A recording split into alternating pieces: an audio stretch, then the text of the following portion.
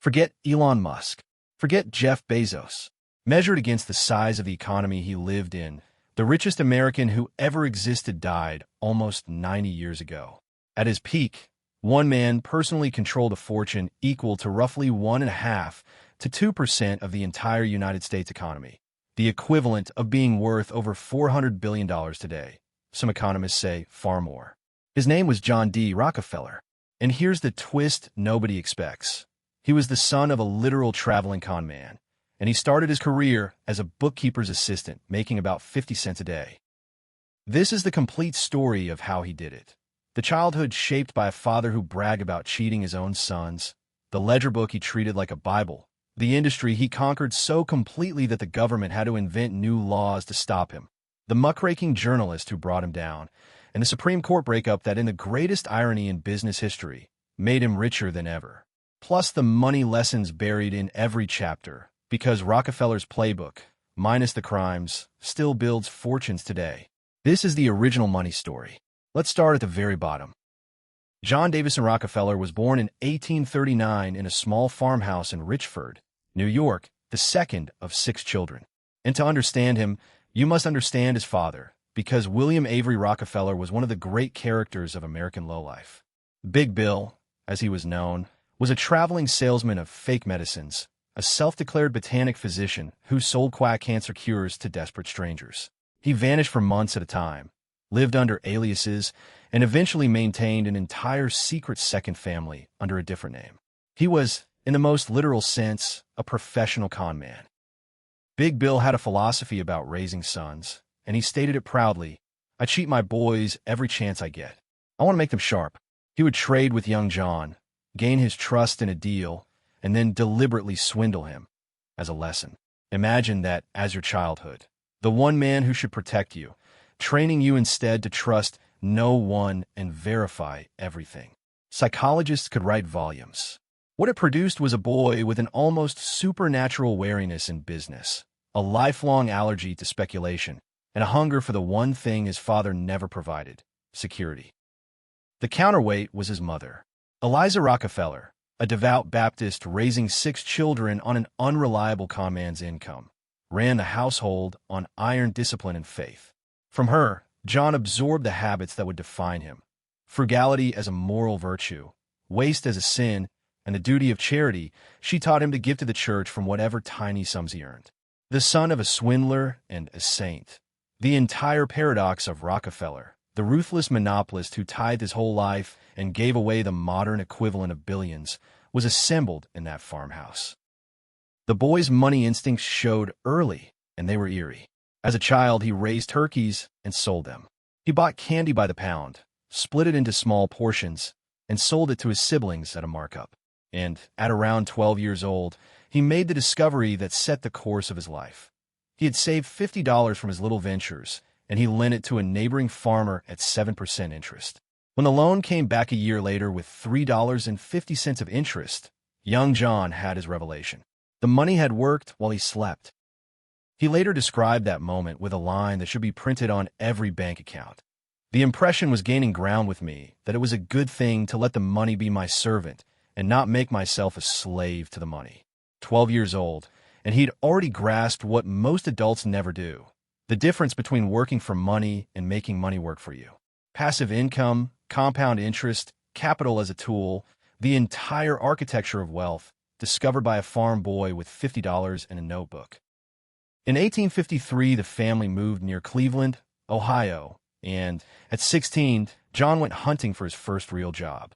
His method tells you everything about the man he'd become. He made a list of every substantial business in the city, put on his one good suit, and walked into each one asking for work, systematically, 6 days a week, for weeks. Some firms he visited 2 or 3 times. Finally, on September 26, 1855, a Purdue shipping firm called Hewitt and Tuttle hired him as an assistant bookkeeper. For the rest of his life, 97 years long, he celebrated September 26th as Job Day, more sacred to him than his own birthday. The job paid roughly 50 cents a day. And John D. Rockefeller attacked bookkeeping the way other ambitious men attacked empires. He audited every invoice to the penny, caught overcharges the partners had missed, and treated errors in a ledger as personal insults. He also started something that day that he continued his entire life. A little red book he called Ledger A, in which he recorded every single cent he earned, spent, and gave away. Decades later, worth hundreds of millions, he still spoke of Ledger A with reverence. He understood something profound. You cannot master money you do not measure. And from that very first paycheck, following his mother's teaching, he gave. The earliest pages of Ledger A show donations to his church and charities, roughly 10%, tied from wages that barely bought his clothes. Remember this detail when we reach the end of the story, because it demolishes the assumption that Rockefeller's philanthropy was late-life image laundering. The giving was there from the first dollar, decades before the newspapers, decades before the scandals. Whatever else he was, and he was many dark things, the generosity was original equipment, not a retrofit. By 19, bookkeeping had taught him how businesses actually worked, where the money leaked, where the margins hid, and he wanted his own. In 1859, with a partner named Maurice Clark, he started a produce commission business with $4,000, half of it borrowed from, of all people, his father, at 10% interest, of course. Big Bill never gave, he lent. The firm prospered, then boomed when the Civil War sent commodity prices soaring. By his early 20s, Rockefeller was a successful merchant. And then, in the hills of Pennsylvania, the ground started spitting black gold. In 1859, a man named Edwin Drake drilled the first commercial oil well in Titusville, Pennsylvania, and set off one of the maddest gold rushes in American history. Oil was the miracle material of the age, not for cars, which didn't exist, but for light. Refined into kerosene, it let ordinary families light their homes after dark for pennies, replacing expensive whale oil. Fortunes were made and lost overnight. Oil that sold for $20 a barrel crashed to 10 cents when everyone drilled at once. It was chaos, waste, and ruin. And young Rockefeller, watching from Cleveland, saw the pattern his father had accidentally trained him to see. Everyone else saw riches in drilling. Rockefeller saw a casino. Wells were pure gamble. Fortunes if you struck, ruin if you didn't, and even strikes were destroyed by the next prize crash. But every barrel, from every well, winner or loser, had to pass through one bottleneck on its way to the world's lamps, the refinery. Refining was boring, industrial, predictable, a toll booth on the river of oil. In 1863, he invested in a Cleveland refinery. By 1865, age 25, he wanted control, and his path to it reveals the steel underneath the bookkeeper's manor. He and his partners deadlocked, so they agreed to auction the refinery among themselves. The bidding climbed from $500 past $50,000, a fortune beyond what the business was obviously worth. The Clarks bid $72,000. Rockefeller, without blinking, $72,500. The Clarks folded. At 25, he had bet essentially everything he had and could borrow on a single conviction about refining. He later called it the day that determined my career. No, what it wasn't. It wasn't a gamble on finding oil. It was a calculated, leveraged bet on the toll booth. He never gambled on geology, only on mathematics. In 1870, he consolidated his refineries into a new company, Standard Oil of Ohio, capitalized at $1 million. The name was a promise, standard quality kerosene, in an era when shoddy, explosive kerosene regularly burned houses down. And inside Standard Oil, Rockefeller built something genuinely new in the world, an industrial machine run with a bookkeeper's obsession. Every cost was hunted. The company made its own barrels, cutting the cost from $2.50 to under $1, then bought its own forest for the wood. It built its own warehouses, made its own glue, on its own wagons.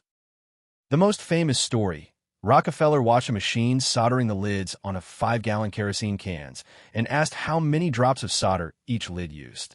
40 came the answer. He asked them to try 38. A few leaked. 39. None leaked. Standard Oil sealed every can with 39 drops from then on, and that single drop of solder, multiplied across millions of cans in decades, saved fortunes. That's not a cute anecdote. It's the entire philosophy. In commodity businesses, margin is the moat. The competitor who wastes one drop per can eventually works for the one who doesn't. Waste offended him almost spiritually. Rival refiners dumped gasoline, then a useless byproduct, into rivers. Standard found buyers and uses for nearly every fraction of the barrel: paraffin for candles, petroleum jelly for medicine, lubricant for machines, and later, when the automobile arrived, that worthless gasoline became the jackpot of the century. The pattern repeats across his whole career. What others discarded, he monetized. What others rounded off, he counted. It made Standard Oil relentlessly, structurally cheaper than every rival. And then, with that cost advantage loaded, he turned to the railroads, and the story gets dark. Railroads lived on oil freight, and Rockefeller was becoming their biggest customer. So he negotiated secret rebates, public shipping rates for everyone, hidden discounts for Standard Oil. Then came the notorious South Improvement Company scheme of 1872, a secret alliance in which railroads would not only rebate Standard shipments, but pay Standard a cut of the rates its competitors paid, the infamous drawbacks. His rivals would literally subsidize his growth with every barrel they shipped. When the scheme leaked, Pennsylvania's oil regions erupted, mobs, boycotts, sabotage. The scheme died, but the terror it created was already doing Rockefeller's work for him. Because in the panic, Rockefeller made his move, the episode history calls the Cleveland Massacre. In roughly 6 weeks in early 1872, he bought 22 of Cleveland's 26 refineries. His pitch to rivals was polite, delivered with ledgers. Here are our costs, here are yours. You cannot survive against us. Sell to me for cash or Standard Oil stock, and those who took stock became wealthy beyond dreams, or B, in the era's chilling phrase, given a good sweating. It wasn't a bluff. His cost advantage was real and provable. Resistance wasn't noble, it was mathematically fatal. Most sold. The ones who fought broke. His greatest weapon in the conquest years wasn't rebates. It was cash and the discipline behind it. Rockefeller kept Standard Oil sitting on fortress reserves when rivals ran leverage to the eyeballs. So when the Panic of 1873 detonated, a real one, banks failing, railroads bankrupt, a 6-year depression, Standard went shopping. Desperate refiners who had laughed at his offers in the boom now sold for dimes on the dollar. He repeated the play in every downturn for 30 years. While the crowd learned that panics destroy fortunes, Rockefeller demonstrated the opposite. For the man with cash and nerve, panics are wholesale season. The empire faced one genuinely dangerous challenger, the pipeline. In 1879, a scrappy outfit called Tidewater pulled off an engineering miracle, the first long-distance oil pipeline over the Alleghenies, threatening to make Standard's railroad chokehold irrelevant overnight. Rockefeller's response is a case study in strategic adaptation. He didn't fight the future, he bought it and outbuilt it. Standard threw up its own pipeline network at breakneck speed, locked up rights-of-way, took a controlling interest in Tidewater itself, and within a few years owned virtually all pipeline transport in America. The lesson: when a new technology threatens your moat, your only real move is to own the new moat first. By 1880, roughly 90% of America's refining ran through Standard Oil. And in 1882, to manage an empire sprawling across states whose laws forbade companies from owning out-of-state companies, Standard's lawyers invented something new: the trust. Shareholders of dozens of companies handed their shares to 9 trustees, Rockefeller chief among them, receiving trust certificates in return. One brain, legally distributed, controlling an entire industry. It was so effective that trust became the generic word for monopoly, and the laws written to fight them are called antitrust laws to this day. Rockefeller didn't just build a company. He forced the law itself to evolve. Inside the company, Rockefeller was quietly inventing something as important as the trust: modern corporate management. Standard Oil ran on a committee system, specialized groups for transport, refining, marketing, purchasing, coordinating dozens of subsidiaries with reports and budgets, the prototype of every multinational org chart that followed.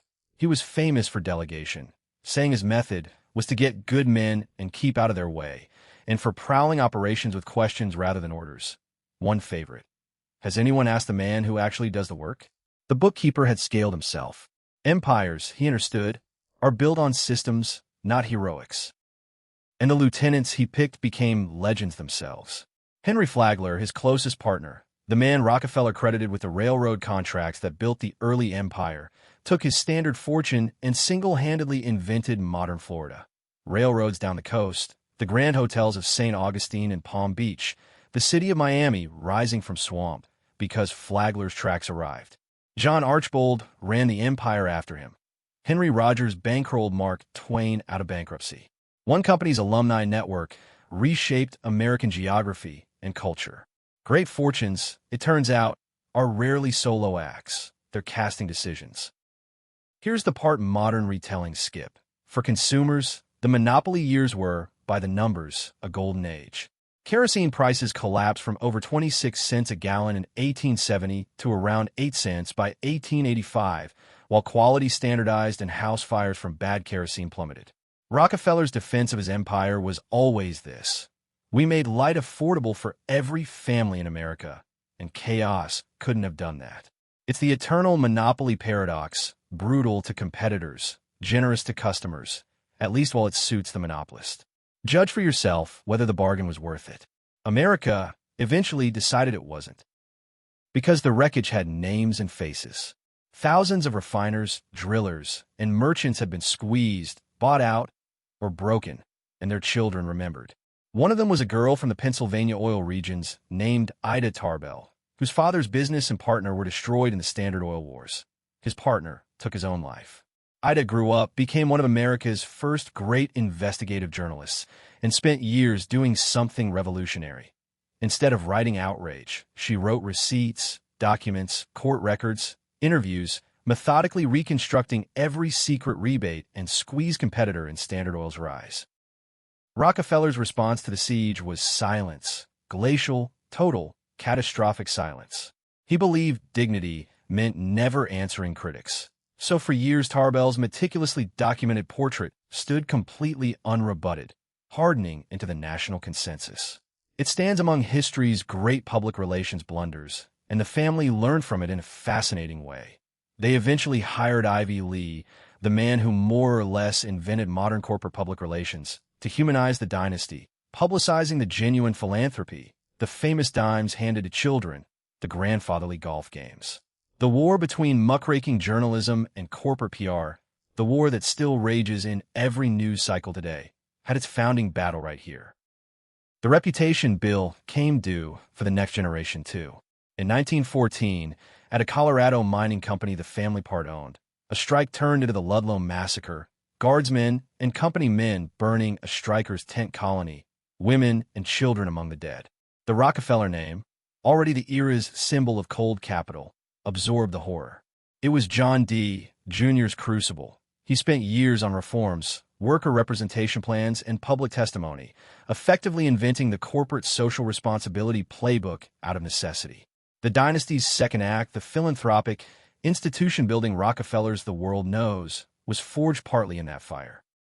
Her 19-part history of the Standard Oil Company, serialized in McClure's magazine, starting in 1902, is arguably the most consequential piece of business journalism ever written. It made the invisible visible, not just that Standard was big, but precisely how the machine had been built, rebate by rebate, sweating by sweating. The public, already uneasy about trusts, now had a villain with a face, the gaunt, silent, Sunday school teaching billionaire. President Theodore Roosevelt's trust-busting era had its perfect target. The government sued under the Sherman Antitrust Act, and in 1911, the Supreme Court delivered its verdict. Standard Oil must be dismembered. The empire was split into 34 separate companies. And now, the greatest irony in the history of American business. Rockefeller, retired from daily operations for years, simply kept his shares, now shares in 34 companies instead of one. The market, finally able to value the pieces, went euphoric. The fragments were worth more apart, and they competed, innovated, and rode the new automobile boom. Rockefeller's net worth didn't fall after the breakup. It roughly tripled, peaking around $900 million in 1913, the moment historians crown him the richest American ever. The punishment made the punished richer than any man alive. And those 34 fragments? You know them. Standard Oil of New Jersey became Exxon. Standard of New York became Mobil. The two later merged into Exxon Mobil. Standard of California became Chevron. Standard of Indiana became Amoco. Standard of Ohio ended up in BP. Continental Oil became Conoco. More than a century later, trillions of dollars of the modern energy industry are, quite literally, the shattered pieces of one bookkeeper's company, still dominating the planet. No breakup in history has ever failed so profitably. When people debate breaking up today's tech giants, this is the precedent both sides quietly study. Through it all, the man himself lived with almost comic restraint for the richest human alive. No yachts, no European palaces, no Gilded Age peacocking while the Vanderbilts built marble mansions competing with European royalty. He wore plain suits until they wore out, reviewed household accounts like a clerk, took naps with discipline, played methodical golf into his 90s, and attributed his longevity to calm routine. His one banked indulgence was quiet, land and gardens. The lesson hiding in the lifestyle. He never let the fortune raise his cost of living, which is precisely why the fortune compounded unmolested for 70 years. Wealth grows fastest for owners who don't feed on it. Then came the second act, as systematic as the first. Rockefeller approached giving the way he approached refining. Hating waste, demanding leverage, funding root causes over symptoms. What he called scientific philanthropy, wholesale, giving instead of retail. He essentially created the University of Chicago with gifts totaling around $80 million, calling it the best investment I ever made. His Rockefeller Institute for Medical Research pioneered American biomedical science. His Sanitary Commission effectively eradicated hookworm disease across the American South, a parasite that had drained the region's health and productivity for generations. His foundation helped develop the yellow fever vaccine.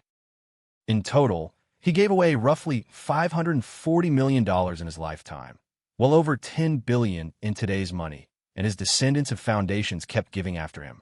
In his last decades, he became the strange, beloved and hated old man handing shiny dimes to strangers, a gaunt figure who had outlived his era, dying in 1937 at 97, less than 2 years short of his stated goal of 100.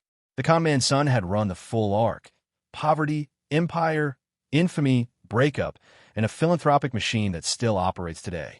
Now let's extract the playbook, because it travels. Lesson 1. Measure everything, because control follows measurement. Ledger, it wasn't a quirk, it was the foundation. The man counted drops of solder and conquered an industry on the pennies competitors ignored. Whatever your finances look like, the first step is always the same. Track every dollar until the numbers have nowhere to hide. Lesson 2. Own the toll booth, not the lottery ticket. Rockefeller skipped the drilling casino and bought the choke point every barrel had to pass through. In every gold rush, ask who's selling the shovels, who owns the bridge where the traffic must flow. Bet on the bottleneck, not the jackpot. Lesson 3. Efficiency compounds into destiny. Standard Oil's empire was built on thousands of tiny cost advantages: the barrel, the solder, the byproducts, stacked until rivals mathematically could not compete. The 1% improvements nobody brags about are the ones that decide everything over decades in businesses and in personal finances alike. Lesson 4. Cash is courage. Rockefeller kept fortress reserves and expanded during panics, buying rivals for dimes on the dollar in the depressions of 1873 and 1893 while leveraged competitors begged. The discipline to hold boring cash in good times is what lets you be greedy when the world goes on sale. Lesson 5. The bill for how you win always arrives. The rebates, the sweatings, the crushed competitors, all of it compounded silently alongside the fortune, until a journalist with receipts and a government with subpoenas presented the invoice. It took 40 years, but it came. Reputation is a liability account, and it accrues interest. And Lesson 6. Give systematically from the start. The tithing that began with 50-cent wages became the template for modern philanthropy. And whatever you think of the man, it's why hookworm and yellow fever aren't ravaging lives today. Generosity, like investing, works best as a habit, not an event. Step back and see the whole strange arc. A boy trained in distrust by a con-man father and in discipline by a devout mother, who turned bookkeeping into an empire into a scandal into a breakup, and a breakup into the greatest fortune in American history, then spent his final decades converting that fortune into universities, vaccines, and institutions that outlived every enemy he ever made. You don't have to admire everything he did. Honest history can't. But you'd be a fool not to study him. Every billionaire since has been playing variations of his sheet music. If this story gripped you and taught you something about money, power, and a long bill for both, then this channel is exactly where you belong. We tell the greatest money stories ever lived. The empires built from nothing, the collapses, the frauds, and the timeless lessons hidden inside them. Subscribe to Money Stories, ring the bell, and tell me in the comments, was Rockefeller a hero who lit America's homes, or a villain who crushed everyone in his path, or both at once? Make your case. See you in the next one.